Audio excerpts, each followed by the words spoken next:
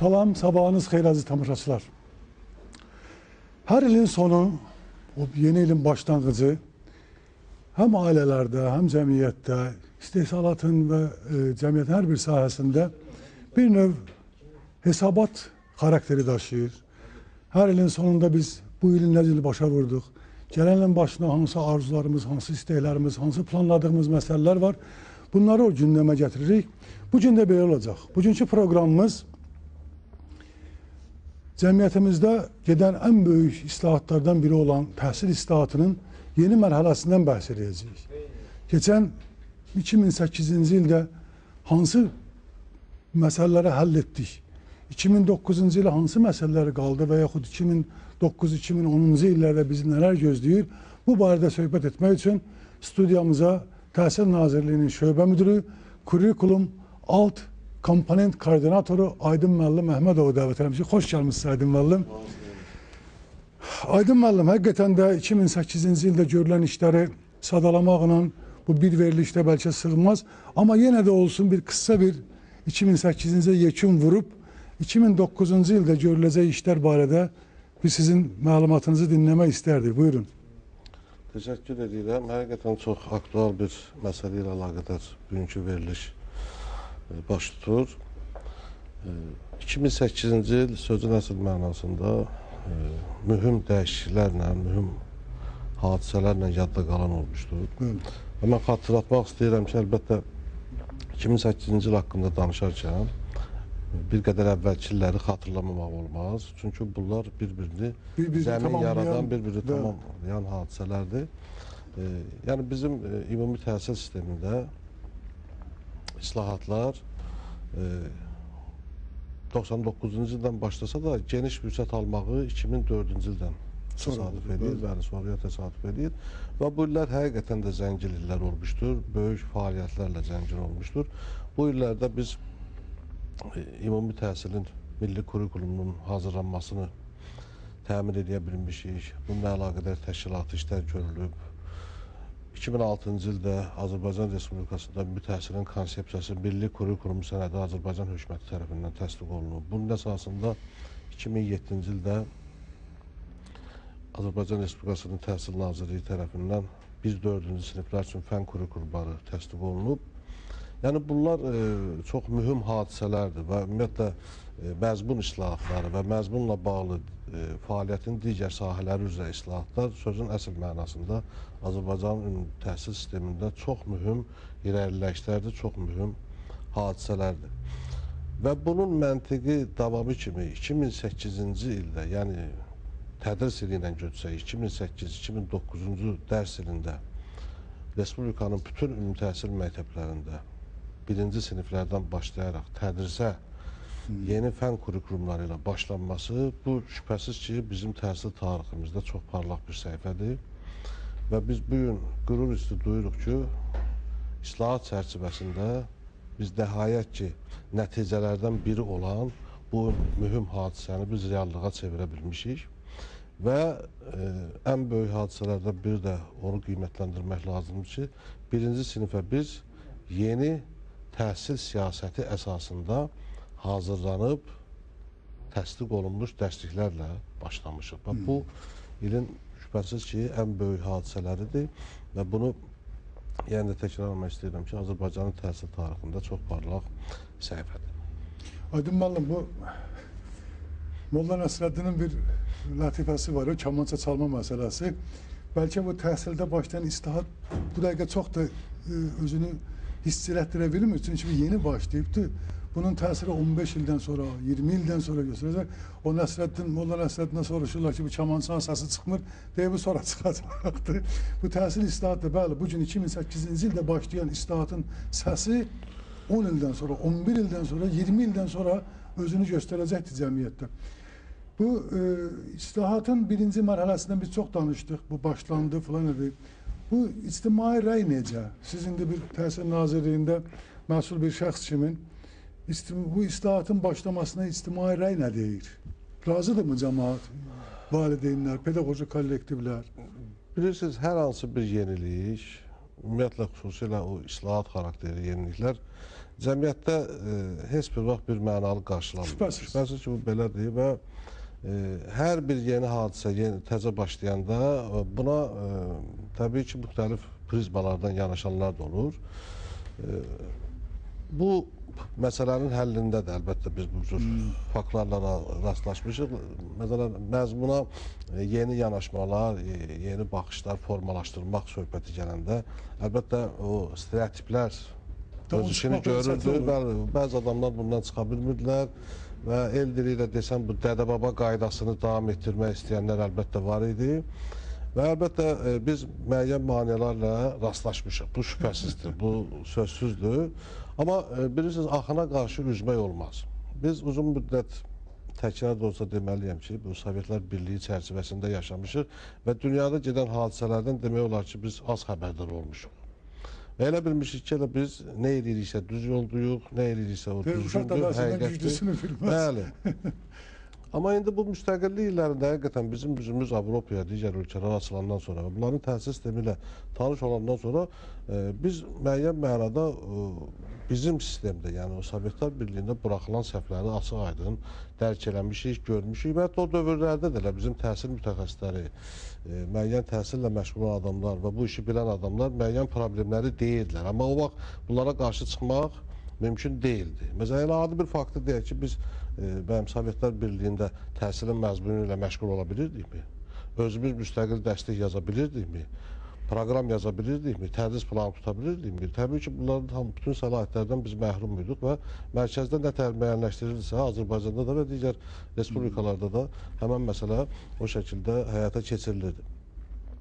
Və o mənada da indi 80 il ərzində o təfəkkür ki formalaşıb, o iş forması ki müəyyən mənada adamlarda artıq stereotipə çevrilir. Əlbəttə, bunlar o çərçivədən çıxmaqda müəyyən mənada çətinlik çəkirdilər və yeniliyi də tətbiq eləmək, yeniliyi də gətirib ortalığa çıxarmaq ondan da çətin bir məsələ idi. Amma əlbəttə, bütün bu islahat xarakterli tədbirlərdə bir dözüm də lazımdır, bir iradə də lazımdır və bir dəstəkləmə də lazımdır. Mən elə hesab edirəm ki və bunu əminliklə deyirəm ki, əgər Azərbaycan dövlətinin, Azərbaycan hökumətinin bu islahatları dəstəkləməsi əlbəttə olmasaydı bu islahatlar baş tutmazdı. Və birinci növbədə bu islahatların həyata keçirilməsi üçün biz Azərbaycanın dövlətinə ulu öndərimiz Heydər Əliyevə və onun layiqli davamçısı olan İlham Əliyevə borcluyuq. Çünki bu dəstəkləmə, bu ruhlandırma olmasaydı təbii ki biz bugünkü belə deyək ki, az da olsa müsbət nəticələrə gəlib çıxa bilməzdik. Amma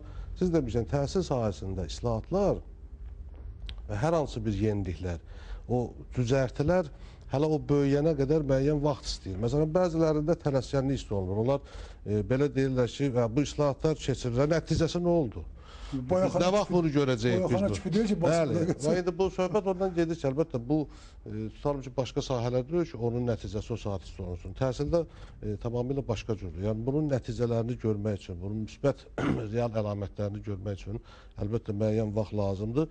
Və bir gün mən əminliklə deyə bilərəm ki, bir gün müəyyən olunmuş məzmun, ümumiyyətlə ümumi təhsilin, orta təhsilin məqsədlərinə, vəzifələrinə, ümumiyyətlə orta təhsilə, orta təhsilli şəxsə, orta təhsil müəssisəsinə münasibət tamamilə yeni bir prizm ətrafında formalaşıb, tamamilə bunlara yeni baxış formalaşıb və bunlar dünya təcrübəsini əks etdirir və sözün əsl mənasında reallıqdır. Və bu yoldan artıq dönmək olmaz və bu islahatlar göstərir ki, artıq bu cür yeniliklər dönməz xarakter almışdır.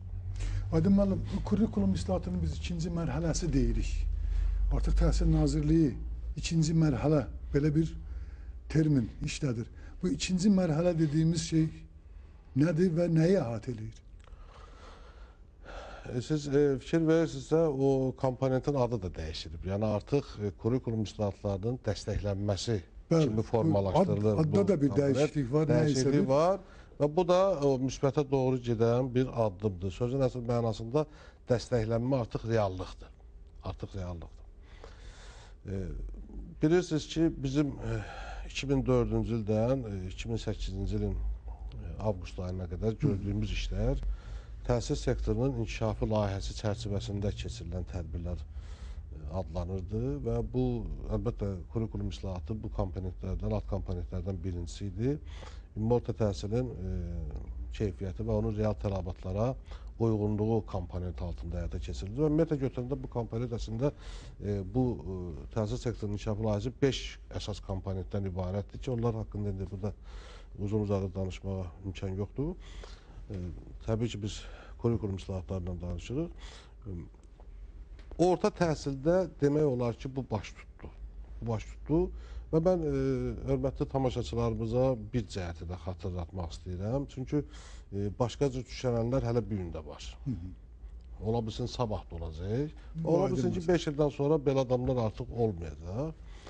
Amma bəzi şübhə ilə yanaşılan adamlara mən nəzərən demək istəyirəm ki, bizim sənədlər, yəni həm hökumət tərəfindən təsdiq olunmuş milli kurikulum konseptual sənədi və eyni zamanda onun əsasında hazırlanan 1-4-cü siniflər üçün fən kurikulumları beynəlxalq ekspertizadan keçirildi. Yəni bu sənədlər ingilis dilində tərcümə olundu. UNICEF-in Azərbaycandakı nümayəndəliyinin dəstəyi ilə və bilavasitə onların təşəbbüsü ilə xarici ölkədən çox nüfuzlu bir mütəxəssis, Rumun mütəxəssis dəvət olundu və o bizim bu sənədlər haqqında çox yaxşı fikirlər, yüksək fikirlər söylədi və bu fikirlər əlbəttə beynəlxalq ekspertizadan keçib və hətta Avropanın inkişaf eləmiş bəzi ölkələri ilə də müqayisə elədilər bu sənədləri. Yəni bunlar o səviyyədə işlənib. Əlbəttə bunun baş gicəlləmə mənasında demək istəmirəm. Hər bir sənəd o nə qədər ki mövcuddur, o qədər də illər üzrə təkmilləşir. Çünki zamanın tələbi, dövrün tələbi dəyişir. Yəni demək istəyirəm ki, bu cür ekspertizalar, bu cür münasibətlər bizdə gələcəyə inam oyadır və bizim doğru yolda, düzgün yolda olduğumuza əlbəttə dəlalət edir. Və ona görə də və eyni zamanda Dünya Bankı, siz bilirsiniz ki, bu islahatlar Dünya Bankının Beynəlxalq İnkişaf Assosiasiyasının maliyyə dəstəyi ilə yəni bu həyata keçirilir. Burada yeri gəlmişəm bir sözlə deyim, bəzilərində də gəlir ki, bizim üçün bu sənədləri, bu islahatları aparan Dünya Bankıdır. Amma bu da bir məqamdır. Amma bir daha mən xatırlatmaq istəyirəm ki, islahatları Azərbaycan dövləti aparır, Azərbaycan hökuməti aparır, Azərbaycan Respublikasının Təhsil Naziri aparır. Sadəcə bu işlərin həyata keçirilməsinə müəyyən mənada maliyyə dəstəyi və bir də beynəlxalq məsləhətçilik xidmətləri lazım olur ki, əlbəttə bu işdə Dünya Bankı bizə müəyyən yardım göstərir. Və əgər Dünya Bankı bizim ölkəmizdə gedən islahatların həqiqiliyinə, onların gələcəkdə bəhrə verəcəyinə inanmasaydı, həm 99-cu ildə, 2003-cü ildə ikinci layihəni bizlə bağlamazdı Azərbaycan hökuməti ilə. O təklif onların özlərindən gəlib. Və eyni zamanda sizin bayaq dediyiniz təhsil sektorunun inkişafının üzrə ikinci layihə də baş tutmazdı. Və əlbəttə ümumi təhsil sistemində qoyulan məsələlər, qarşıya qoyulan vəzifələr baş tutduğuna görə və bu işlərə Azərbaycan dövləti, Azərbaycan hökuməti böyük önəm verdiyinə görə təbii ki, bu layihə də baş tutdu və mən sizə deyim ki, daha geniş mənada baş tutdu. Artıq bu məsələlər tək orta təhsillə, bu orta təhsil çərçivəsində, təhsil çərçivəsində məhdudlaşmır. Bu artıq indi məktəbə qədər təhsili, texniki peşə təhsili sistemini əhatə edir və yeri gəlmişdən onu da xatırladım ki, ümumiyyətlə ümumi təhsil sistemində bu aparılan islahatlar bilavasitə alim məktəbdə islahatların da aparılmasına, yəni pedaqoji alim məktəbdə də təhsilin məzmununu, ümumiyyətlə müəllim hazırlığına verilən tələblərin də dəyişilməsinə gətirib çıxartdı ki, paralel olaraq artıq bizim pedaqoji alim məktəb sistemində də ümumiyyətlə müəllim hazırlıq sistemində də müvafiq surətdə paralel olaraq islahatlar aparılır, konseptual sənədlər hazırlanır və bu istiqamətdə iş gedir. Yəni bunlar paralel şəkildə aparılır. Amma söhbət indi məktəbə qədər təhsildən gedir və texniki peşə təhsilindən gedir. Bunlar çox vacib. Maraqlıdır.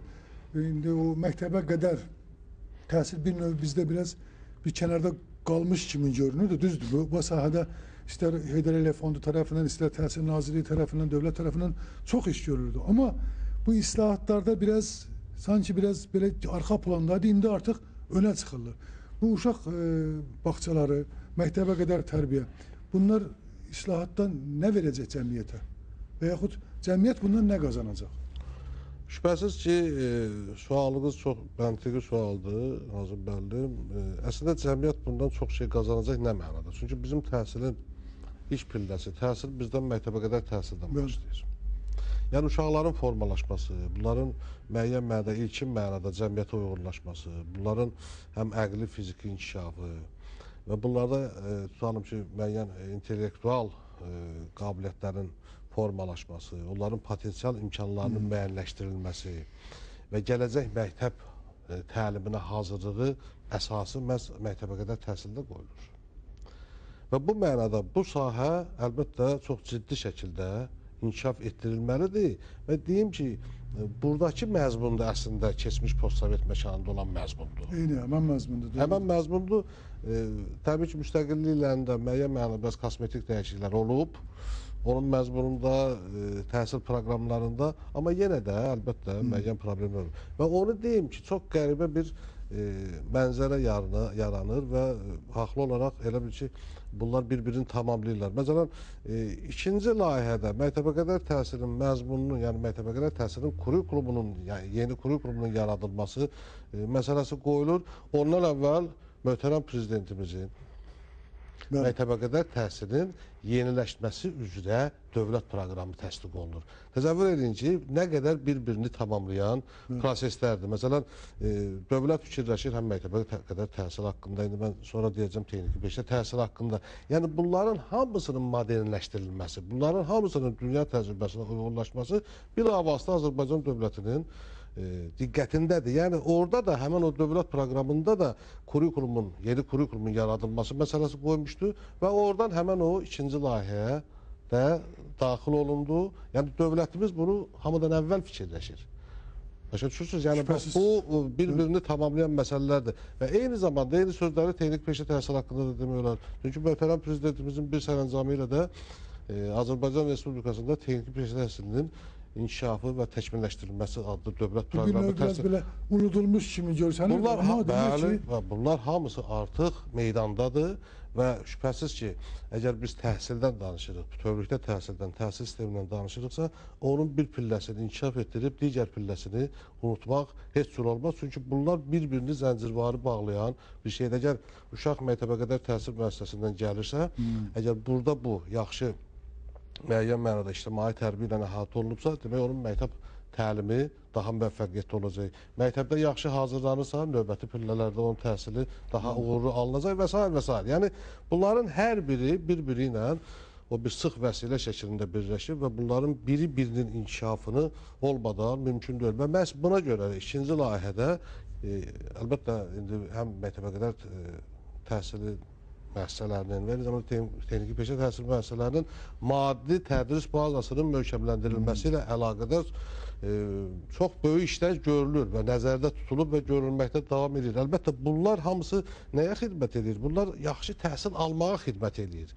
Yəni onun yaxşı binası da, onun avadanlığı da, onun tutalım ki, tədris əyanı vəsaitləri də, dərsliyi də, bunun hamısı yaxşı təhsil xidmət və demək, yaxşı təhsil almağa xidmət edir. Və yaxşı təhsilin də gərək məzmunun, konsepsiyasını hazırlayasan ki, o gözəl bina şəraitində, o müasir avadanlıqlarla o yaxşı təhsili verə biləsən. Yoxsa, məsələn, bunları yarat, amma onun məzmunu köhnə olsun, əlbəttə burada faydalı nəticələrdən danışmaq qeyri-mümkündür. Və ona görə də, və yəni sözü bana gətirirəm ki, bax bu siz deyən ikinci layihədə artıq bu məsələlər öz əksini tapıb və 2009-cu ildən başlayaraq ta ki 2013-cü ilə qədər artıq bizim müəyyən xəttimiz müəyyənləşib. Yəni bütün bunlar Bəli, və 2008-ci ilin sonunda Dünya Bankının missiyası Azərbaycana səfər etmişdi və bu layihənin demək razılaşdırılması məsələsi qoyulmuşdu və böyük də bir təqdimat oldu və burada da bütün məsələlər ictimaiyyətə elan olundu və əlbəttə burada söhbət tək onlardan getmir ki, elə bir sadəcə olaraq bu kurikulumun hazırlanması, yeni məzmunun müəyyənləşdirilməsi, yəni o sahələrdə. Eyni zamanda burada digər məsələlər də qoyulub. Məsələn, digər böyük bir problem də qoyulub. Məsələn, əhalinin maarifləndirilməsi. Çox vacib məsələdir bu. Həqiqətən maarifləndirmə işi əsas məsələdir. Yəni bütün nə iş görürsənsə gör. Amma əhali maariflənməsin, xəbər olmasın, əhali narazı olacaqdır. ictimaiyyət narazı olacaqdır və narazılığını bildirəcək. Çünki insan bilmədiyinin düşmanı olur həmişə. Bəli, bəli. O bilmədiyi ona həmişə belə dəhşətli bir şey kimi görsün. İndi maarifləndirmə işi həqiqətən bu bir televiziya ilə, bir qəzet ilə, bir şeylə kifayətləndir. Bu indi maarifləndirmə işində siz Təhsil Nazirliyi olaraq bu kurikulum islahatının əsas o bir qərargahı olaraq hansı məsələləri qoyursunuz? Bilirsiniz, əslində elə bu ikinci layihədə ki, ayrıca bölmə şəklində qoyulub bu maarifləndirmə tədbirləri, biz əslində... Yəni bu kurikulumun bir tərkib hissəsidir də, belə çıxır da. Və bu, əlbəttə, o prosesə daxil olan bir hissədir ki, onsuz keçirmək mümkün deyil. Və mən sizə deyim ki, bu belə geniş miqyasda bu məsələnin qoyuluşu, etiraf edeyim ki, bizim biraz əvvəlki layihədə bu sahədə buraxdığımız səhvlərin bir növ düzəldilməsidir. Biz, məsələn, o sənədlərin hazırlanmasına, tutalım ki, bunların təsdiqinə, onlar əsasında dərslərin yazılmasına daha çox diqqət yetirmişik. Amma bunların əsl mahiyyətinin insanlara, geniş kütləyə, ictimaiyyətə çatdırılmasında müəyyən işlər görsək də, amma hiss eləmişik ki, bu kifayətləndirici deyil.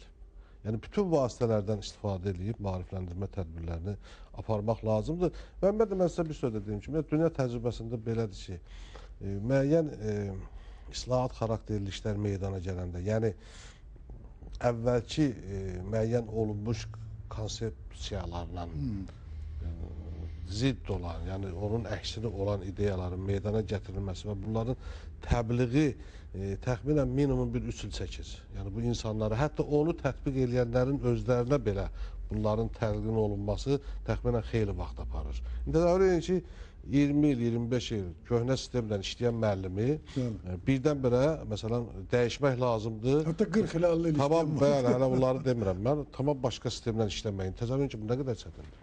Aydın müəllim, mən bunu yenə bu televiziyamızda bir-iki dəfə bunu səsləndirmişik. Mən yenə buna qayıtmaq istəyirəm. Bu islahatlar qurulanda Heydər Əliyevin rəhmətlik, o zaman bunun da əleyhinə çıxanlar olurdu. Bir gözəl sözü vardı. Mən istəyirəm ki, bunu təmraslar verin. Çox ibrətamiz sözdür. Dedi ki, biz dedi yeni cəmiyyət qururuq. Yeni cəmiyyət. Biz yəni Sovet təhsil sistemini inkar eləmirik. Onun gətirdiyi müsbət cəhətləri, nə bilim, biz hamımız onu yetişdirməliyik. Belə bir təqribən belə bir şey dedi. Amma o Sovet cəmiyyəti üçün idi. Biz dedi, indi bazar iqtisadiyyatını seçmişik. Bir növ kapitalist üsul idarəsini seçmişik. Bunu Sovet məktəbi ilə onu yetişdirmək olmaz. Bunun artıq yeni konsepsiyası olmalıdır. O məktəb bu cəmiyyəti qura bilməz. O məktəb bu cəmiyyət üçün, bu islahatlar üçün yeni bir şey verə bilməz. Həqiqətən 15 il, 16 il bundan əvvəl olan söhbətdir. Amma nə qədər bu günə çox səslənən şeydir. Yeni cəmiyyəti dedi, yeni məktəb qurmalıdır.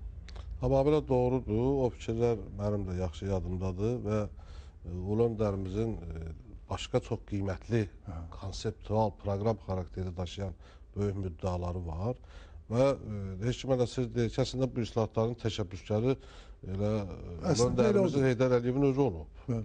Və Dünya Bankının da bu işə dəstək verməsi, cəlb olunması, o da Ulu Öndərimizin təşəbbüsü olub və bununla əlaqədar o görürdü. Onun, bəli, mən bu böyük Sovetlər İttifaqının təhsil sisteminə 5 il rəhbərlik eləmiş bir şəxs. Həm də islahatın yadınızdadırsa. Və 84-cü ildə həyata keçirilən ümumi təhsil və peşə məktəbi islahatının əsas istiqamətləri belə adlanırdı və onun da bütün konsepsiyasını verən və İslahat Komissiyasının sədri şəxsən özü idi və o vaxt Ali Sovetin iclasında da islahatlar haqqında şəxsən özü çıxış eləmişdi və əslində biz bu sənədləri hazırlayanda o sənədlərə, yəni Heydər Əliyevin məruzəsinə, onun oradakı çıxışlarına biz də diqqətlə baxmışıq.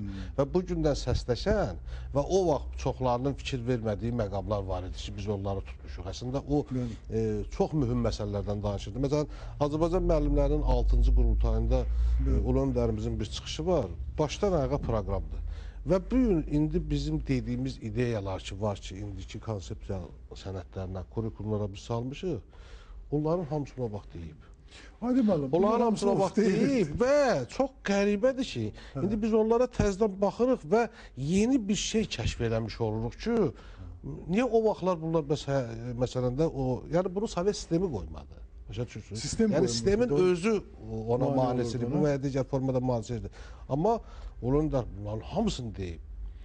Dillə bağlı, Azərbaycan tarixi ilə bağlı və ümumiyyətlə iqtisadi tempə görə, iqtisadi inkişafa görə uşaqlara bacarıqlar vermək. O bilik deməmişdi. Bilikdən Bacarıqlar. başqa eyni zamanda bacarıq da demiş ki, o bax bunu heç kim bilmir. Düzdür. Yəni dahilik buradadır ki, gör zamanı nə qədər qabaqlayasan və Qabaqlayasan. bunlara hamısını oturanda və yenidən yeni nəzərlə oxuyanda doğrudan da bu insanın necə böyük dahi bir şəxsiyyət olduğunu və təhsil məsələlərinə, incəliklərinə qədər bələd olduğuna bir daha məsələn heyran olmamaq olmuş. Düzdür. O zaman indiki əlimizdə bu konsepsiya var. Ulu önderimiz bu yolu göstərib. Prezidentimiz bunu dəstəkləyir. O zaman bizə niyə mane olurlar Aydın müəllim? Ya bilirsiniz bu mani nə mənada manidir? Bu bir belə deyək də mənim nə dərəcədə yerinə düşər. Bu bir rəmzi elə bir simvolik bir. Yəni əslində qalsa bu da olmalıdır.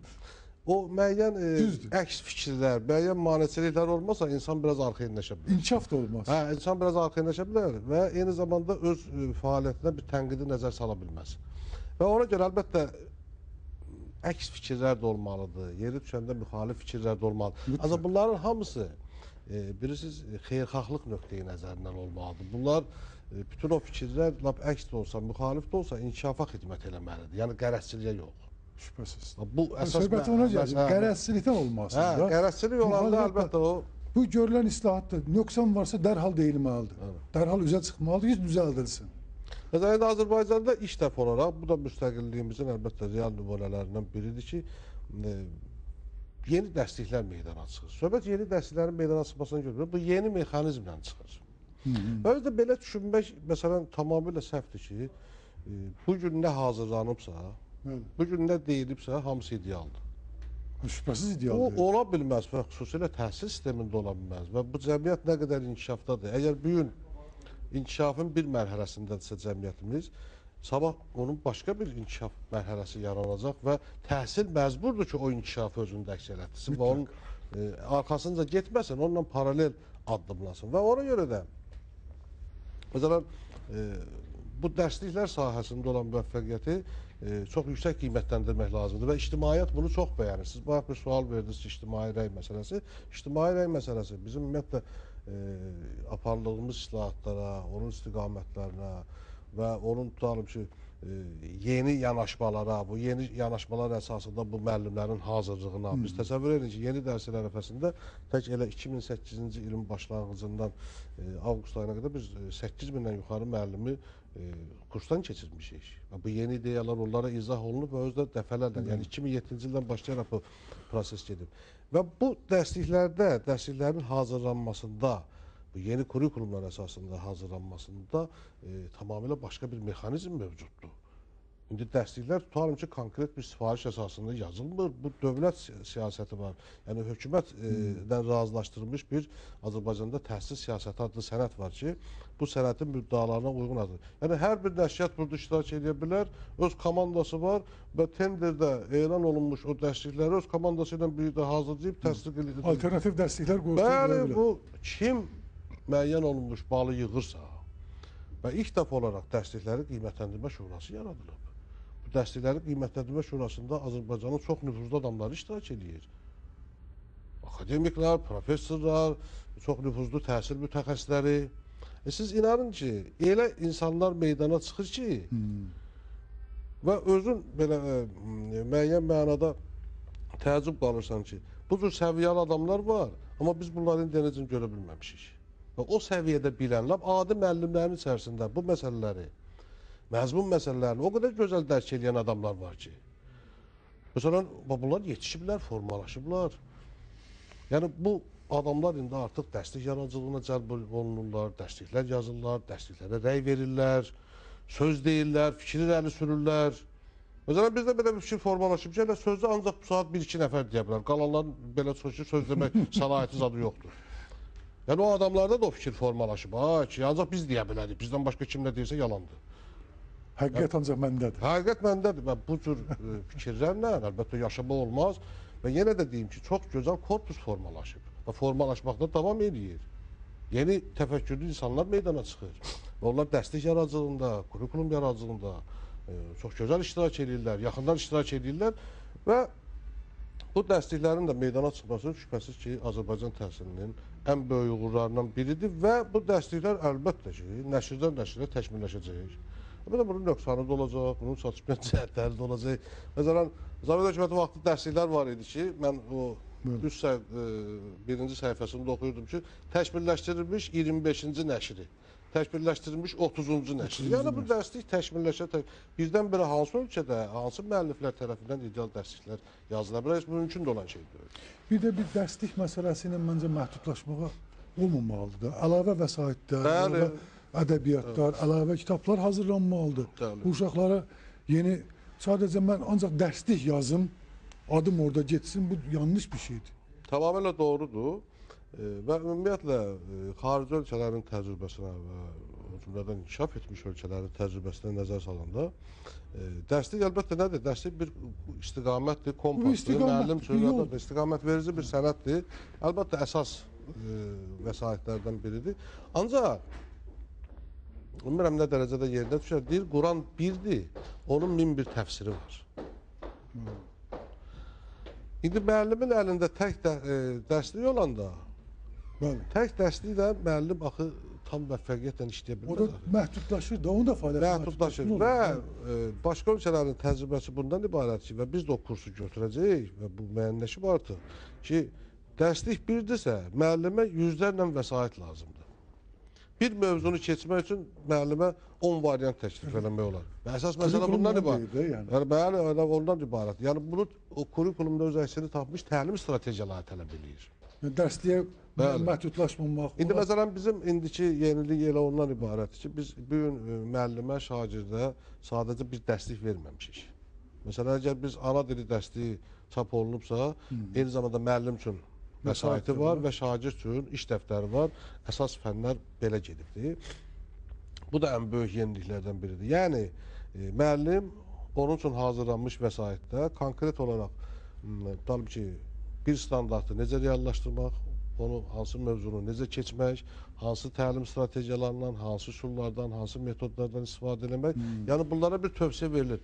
Və belə fikirləşirik ki, yəni bu da hələ kifayət deyil. Yəni bundan əlaqədar yenə də tədris vəsaitləri məsələn çox olmalıdır. Məsələn biz Kanadada təlim səfərində olmuşduq və bu dərsliklə bağlı əlbəttə çox maraqlandıq. Bizim şöbənin müdürü Faiq müəllim də bizdən getmişdi və dərslik məsələlərlə yaxından maraqlanırdı. Və orada o vaxtında bizə təəccüb gəldi ki, necə əsas dərslik deyil? Bunlar deyirlər, dərslik lazımdır, amma dərsliyin ətrafında yüzlərlə vəsait olmalıdır. Ki, müəllimə məhz onlar daha çox lazımdır. Əlbəttə, bu dərsliyin rolunu azaltmaq demək deyil. Amma dərslik məsələn... Amma dərsliyə də həbs olunub qalmamaq lazım. Bəli, tək onunla da qapanıb qalmaq. Cəmiyyət inkişafı, məsələn, bu günləri cəmiyyətə gedən proseslər o dərslikdəklərdən çox irəlilədir. Hər addımda bu hazırlanmalıdır və hər bir, yəni bu gələcəkdə bunlarla əlaqədar işlər çoxdur və ikinci layihədə yenə də mən o məsələnin üstə gəlirəm ki, bizim qarşıda duran ən ümumi vəzifələrimizdən biri həm məktəbə qədər təhsilin və eyni zamanda texniki peşə təhsilinin o kurikulumlarını hazırlamaqdır. Bununla əlaqədar bizim xüsusi fəaliyyət planımız var, icra planımız var, bunlar artıq təsdiq olunubdur. Və maarifləndirmə ilə əlaqədar da bizim yenə də başqa ideyalarımız var və çalışırıq ki, müəyyən vasitələrdən istifadə edək. Təkcə treninqlər, təkcə seminarlar. Məsələn, bir ideyamız var ki, məsələn, bir məktəbli kalendarı təqvimi buraxaq və bu təqvimi kurikuluma həsr edək. Çox güzel. Aydın müəllim, icazə versəz, bizim bir tənəffüs eləmək vaxtımız gəlib çatıbdır. Reklamdır. Bir reklam tənəffüsünə keçək. Əziz tamaşaçılar, bizdən ayrılmayın. 5-6 dəqiqədən sonra Aydın müəllimlə bu maraqlı söhbətimizi davam etdirəcəyik.